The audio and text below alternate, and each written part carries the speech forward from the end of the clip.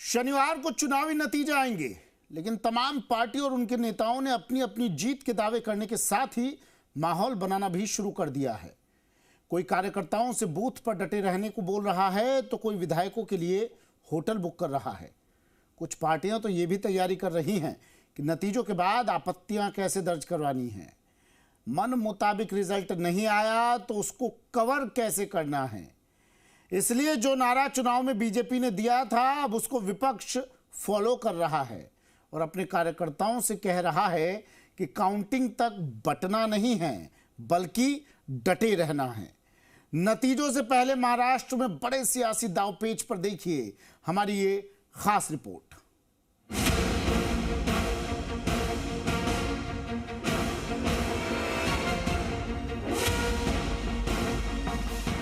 महाराष्ट्र में महागाड़ी आएगी या महायुति दूसरा टर्म दोहराएगी, इसकी तस्वीर 24 घंटों में साफ होगी।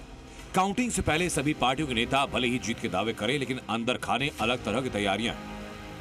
महायुति जीत को लेकर ज्यादा कॉन्फिडेंट है और इसलिए काउंटिंग पर नजर के साथ प्लान बी पर काम हो रहा है कि अगर बहुमत में कुछ सीटें कम पड़ी तो छोटी पार्टियों से संपर्क किया जाएगा और साथ आने को कहा जाएगा। काउंटिंग के दिन प्रवक्ताओं की भूमिका को लेकर एकनाथ शिंदे बैठक करने वाले हैं, जबकि अघाड़ी में तीनों पार्टियों में भी काउंटिंग से पहले मंथन जारी है। संजय राउत अघाड़ी की 160 से 165 सीटें जीतने का दावा कर रहे हैं, तो कांग्रेस और शरद गुट अपने अपने प्रत्याशियों के साथ बैठक कर रहे हैं और सरकार बनाने की उम्मीद भी। ख्याली पुलाव बनाने का अधिकार कांग्रेस को भी है। कोई भी एग्जिट पोल तो दिखा नहीं रहा कि एमवीए की सरकार बनेगी, ना एग्जैक्ट पोल दिखाएगा कि उनकी सरकार बनेगी। जाहिर है अगर किसी एक अलायंस को बहुमत नहीं मिलता तो जोड़ तोड़ की राजनीति शुरू होगी, हॉर्स ट्रेडिंग की आशंका बढ़ जाएगी। अघाड़ी के साथ पिछली बार खेल हो चुका है और इसलिए इस बार अघाड़ी पहले से तैयार है कि विधायकों को बंटने से रोकना है और इसलिए एक जगह रखना है। सूत्रों की माने तो अघाड़ी विधायकों को एक रखने की जिम्मेदारी कर्नाटक के डिप्टी सीएम और कांग्रेस नेता डीके शिव कुमार को दी गई। जीतने वाले विधायकों को बेंगलुरु या मुंबई के किसी होटल में रखा जा सकता है। बात यह है कि कल सुबह से नतीजे आएंगे। हमें पूरा विश्वास है कि हमें बहुमत प्राप्त होने जा रहा है।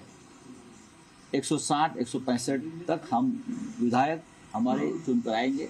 के ऊपर प्रेशर रहेगा इन लोगों का, खोखे वालों का, तो सबकी रहने की व्यवस्था एक होटल में एक जगह पर करने की योजना हम बना रहे हैं। इस परिस्थिति में उनकी पार्टी है, वहाँ उनको अपने विधायकों पर भरोसा नहीं है, उनको अपने साथियों पर भरोसा नहीं है, उनका साथियों का नेतृत्व पे भरोसा नहीं है। तो ऐसे परिस्थिति में शायद ऐसे काम उन्हें करने पड़ते हैं। जैसे संजय राउत को हॉर्स ट्रेडिंग का डर है, वैसे इनके बाकी दोनों सहयोगी शरद गुट और कांग्रेस का भी अपना अपना डर। काउंटिंग से पहले प्रत्याशियों को एक एक वोट पर नजर रखने को कहा गया और इसके लिए पार्टियां अपने कैंडिडेट और कार्यकर्ताओं के साथ बैठक कर रही हैं, चौकन्ना रहने को बोल रही हैं।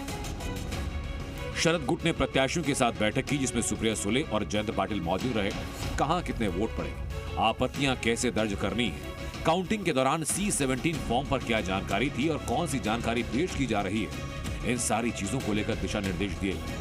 तो कांग्रेस प्रभारी रमेश चन्नीथला ने अपने प्रत्याशियों को इंस्ट्रक्शन दिया कि काउंटिंग के दौरान कौन कौन सी सावधानियां रखनी है। महाराष्ट्र हो चाहे झारखंड हो, झारखंड में दोहराव हो रहा है ऐसा हमारा पूरा विश्वास है, और महाराष्ट्र में किसान, नौजवान, बेरोजगार, महिला वहाँ पर बदलाव ला रहे हैं।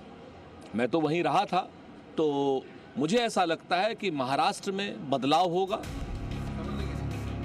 फिलहाल नतीजों से पहले की प्रत्याशियों को एक एक वोट पर नजर रखने को कहा गया, जबकि पार्टी खुद जीतने वाले कैंडिडेट्स पर नजर रख रही है, क्योंकि पिछली बार जिस तरह से महाराष्ट्र में सियासी उलटफेर हुआ, उसके बाद अघाड़ी महायुति को वापसी करने का कोई मौका नहीं देना चाहती। लेकिन जनता ने किसको मौका दिया है, बस कुछ घंटों में ये तस्वीर भी साफ होगी। मुंबई से अंकुर त्यागी के साथ ब्यूरो रिपोर्ट, जी मीडिया।